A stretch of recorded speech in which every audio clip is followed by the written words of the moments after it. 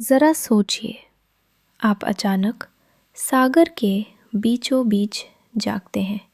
बाईं ओर सिर्फ नीला पानी है, दाईं ओर भी वही नज़ारा, एक अनंत सी कगार जहाँ समुंदर आसमान से मिलती है। सिवाय लहरों के लकड़ी से टकराने की आवाज़ के सब कुछ सन्नाटा है। अब सोचिए कि आप वहाँ रुके हुए हैं, 1 घंटे के लिए नहीं, 1 दिन के लिए नहीं, बल्कि 133 दिन तक। ये कहानी है पूर्ण लिम की। ये बदकिस्मती, बेहतरीन चालाकी और उस जज्बे की कहानी है जो ज़िंदगी के लिए इंसान में रहता है।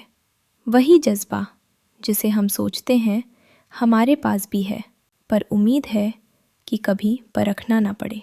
कहानी शुरू होती है नवंबर 1942 में। दुनिया भर में दूसरा विश्व युद्ध चल रहा है। पूर्ण लिम 24 साल का था और ब्रिटिश मालवाहक जहाज़ SS बेन लोमोंड में दूसरा स्टीवर्ड था। वे केप टाउन से साउथ अमेरिका जा रहे थे, साउथ अटलांटिक पार कर रहे थे। शुरू में सब सामान था, समुंदर शांत था, लेकिन पानी के अंदर एक जर्मन यू बोट उनकी नज़र में था। बिना किसी चेतावनी के 2 टॉर्पीडो जहाज़ को लगते हैं। धमाका भयानक था। जहाज़ सिर्फ डूबा ही नहीं, कुछ ही पलों में वो गायब हो गया, गहरे पानी में समा गया। पूर्ण लिम लाइफ जैकेट पकड़कर छलांग लगा देता है। जहाज़ दिखाई देते ही पानी में गिरेपन में वो ठंडे पानी से टकराता है। जैसे ही ऊपर आता है, पानी तेल और मलबे से भरा हुआ है। वो हाँफ रहा था, डर के मारे उछल कूद कर रहा था। दोनों घंटे पानी में तैरते तैरते उसने पास तैरता एक चीज़ देखी, एक लकड़ी का राफ्ट। वो उस पर चढ़ गया। ये कोई नाव नहीं थी, एक लगभग 8 फुट, लगभग 2.4 मीटर का चौकोर लकड़ी का डब्बा था। पर पूर्ण लिम के लिए वो महल जैसा लग रहा था। शुरू में हालात बुरे नहीं थे। उसने जो सामान मिला गिन लिया। राफ्ट पर कुछ चीज़ें थीं। एक बड़ा धातु का टैंक जिसमें करीब 40 लीटर ताज़ा पानी था, बिस्किट की डिब्बियाँ, कुछ चॉकलेट, चीनी का थोड़ा पैकेट और कुछ फ्लेयर्स। उसने हिसाब लगाया, अगर बहुत संभल कर चलेगा तो ये रैखिक चीज़ें 1 महीने तक चल सकती हैं। और वह व्यस्त शिपिंग लेन में था। कोई जहाज़ या हवाई जहाज़ उसे देख लेगा, किसी को तो अपनी बात पहुंच जाएगी, बस इंतज़ार करना था। तो उसने इंतज़ार किया। सोते समय गिर ना पड़े इसलिए अपनी कलाई में एक रस्सी बांध ली। दिनों को गिनने के लिए एक रस्सी में गांठें बांधनी शुरू कर दी। 1 गांठ, 10 गांठें, 20 गांठें। दिन हफ्तों में बदल गए। सूरज सीधा जानलेवा चमक मारता। उसकी त्वचा जलकर छाल छोड़ने लगी। खारा पानी जख्मों को भड़काता। पर दर्द से ज़्यादा डरावनी चीज़ थी सन्नाटा। समुंदर इतना बड़ा था और वह इतना छोटा। फिर आपूर्ति खत्म हो गई। लगभग दिन 55 पर उसने आखिरी बिस्किट खाया और आखिरी पानी की बूंद भी पी ली। यही वह पल है जब ज़्यादातर लोग हार मान लेते। भूख अंदर तक काटने लगती है, प्यास और भी बदतर, जीभ सूजती हुई और गले में रेत जैसा लगता। मगर पूर्ण लिम ने ठान लिया कि वह मरने वाला नहीं है। उसने जो बचा था उसकी तरफ देखा। एक टॉर्च थी जो अब काम नहीं कर रही थी। उसने उसे खोल दिया। अंदर एक छोटी सी धातु की स्प्रिंग मिली। वह निकालकर सावधानी से हुक जैसा मोड़ दिया। ऊन की रस्सी खोलकर मछली पकड़ने की लाइन बनाई। अब चारा चाहिए था, पर पास कुछ नहीं। उसने वो बिस्किट जो हफ्तों पहले खा चुका था याद किया। राफ्ट की लट्टी पर छोटे छोटे बारनेकल्स, लकड़ी पर चिपकने वाले समुद्री जीव लगे थे।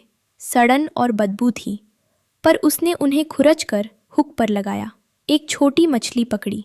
वही छोटी मछली उसने बड़ी मछली पकड़ने के लिए चारा बनाया। उसने कच्ची मछली राफ्ट पर खींचकर बिस्किट की डिब्बी से बने चाकू से काटी और खा ली। चिपचिपी और कच्ची थी, पर खाने लायक थी। खाना ही काफ़ी नहीं था, पानी चाहिए था। सूरज बेरहम था। उसने राफ्ट के कैनवस कवर को संभालकर बरसात का पानी जमा करने के लिए सेट किया। जब तूफान आते तो बारिश होती और वह पानी इकट्ठा कर लेता।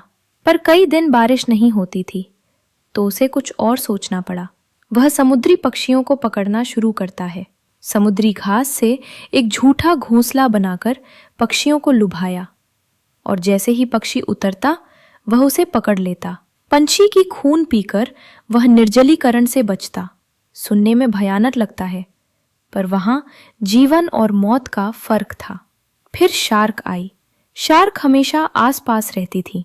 वे राफ्ट के चारों ओर घूमती, लकड़ी से टकराती, किसी गलती का इंतजार करती।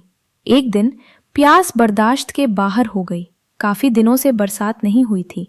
पून लिम ने पानी की तलाश में शार्क के फिन देखकर फैसला किया, शिकारी का शिकार करेगा।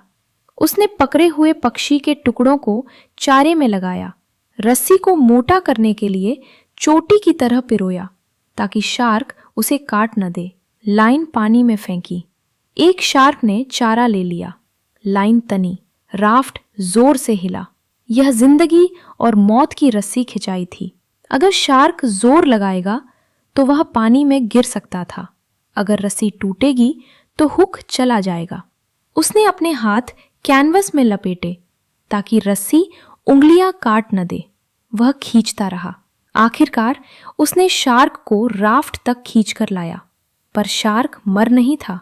वह बुरी तरह सेंकता, काटने की कोशिश कर रहा था, राफ्ट का छोटा सा हिस्सा जगह बनकर। पून लिम ने धातु के पानी के टैंक से मार मारकर शार्क को बेबस कर दिया। उसने उसे काटा और शार्क की लिवर से खून पिया। खून धातु जैसा मजबूत स्वाद देता था, पर प्यास बुझा दी। मांस की स्ट्रिप्स काटकर धूप में सुखा ली। उसने समुद्र के सबसे बड़े शिकारी को मात दी थी, पर समुंदर और भी तरीके तलाशता है आपको तोड़ने के लिए। 2 बार उसने बचने के चांसे देखे। एक बार एक फ्रेटर उसके पास से गुजरा। पून लिम ने अपनी कमीज हिलाई और चिल्लाया। ऊपर के क्रू ने उसे देखा भी, पर जहाज रुका नहीं, आगे बढ़ गया। दूसरी बार एक अमेरिकी नेवी का विमान उसे देखता है और पानी में एक मार्कर छोड़ता है। पून लिम खुशी से रो पड़ता है। अब बच गया समझता है, पर तुरंत ही एक भयानक तूफान आता है। लहरें उसे और राफ्ट को उस मार्कर से मीलों दूर धकेल देती हैं। जब तूफान थमता है तो फिर सब खालीपन ही होता है। वो निराशा, भूख और प्यास से भी भारी थी। ऐसा लगता था जैसे सब ने उसे भूल ही दिया हो। दिन 100 पर पहुंचते पहुंचते वह अपने परिवार के बारे में सोचता था। वह खुद से गाना गाता ताकि आवाज न खो बैठे। वह रोज एक्सरसाइज करता, राफ्ट के चारों ओर तैरा करता ताकि मांसपेशियां कमजोर न पड़े, और हमेशा शार्क पर नजर रखता। उसने अपना शरीर फेल नहीं होने दिया। फिर दिन 133 पर कुछ बदल गया। पानी का रंग अब गहरा नीला नहीं रह गया था, हरा सा हल्का रंग दिखने लगा। पून लिम जानता था इसका मतलब पानी उथला हो रहा है, जमीन पास है। वह क्षितिज पर घूरता रहा। एक छोटी मछली पकड़ने वाली नाव दिखाई दी। पहले लगा कि फिर कोई मायावी सपना है, पर वह नाव करीब आई। उसमें 3 आदमी थे, ब्राजीलियाई मछुआरे। उन्होंने उस अजीब से लकड़ी के डब्बे को देखा और पास आकर उसे उठाया। पून लिम के पास खड़े होने की ताकत नहीं बची थी, मगर उसने मुस्कुराया। वे उसे अपनी नाव पर उठा लेते हैं।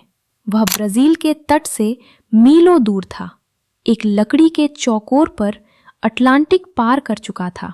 जब वह आखिरकार जमीन पर कदम रखता है तो उसका वजन लगभग 20 पाउंड, करीब 9 किलो कम हो चुका था, पर वह बिना सहारे के चल सकता था। उसके पास जीवन राफ्ट पर सबसे लंबा जीवित रहने का रिकॉर्ड था। लोगों ने बाद में उससे पूछा कि उसने यह कैसे किया। शार्क, तूफान और उस 4-2.5 महीने की घुलती हुई तन्हाई का सामना कैसे किया, तो उसका जवाब सादा था। उसने कहा, मैं उम्मीद करता हूं कि किसी को भी मेरा रिकॉर्ड तोड़ने की जरूरत न पड़े। पून लिम ने दिखा दिया कि समुंदर जितना शक्तिशाली है, इंसानी हौसला उससे भी ज्यादा मजबूत हो सकता है। बस हार मानने से इनकार करना चाहिए। उसमें सिर्फ साउथ अटलांटिक में जिंदा न बचा, उसने उसे मात दी। Almost gone.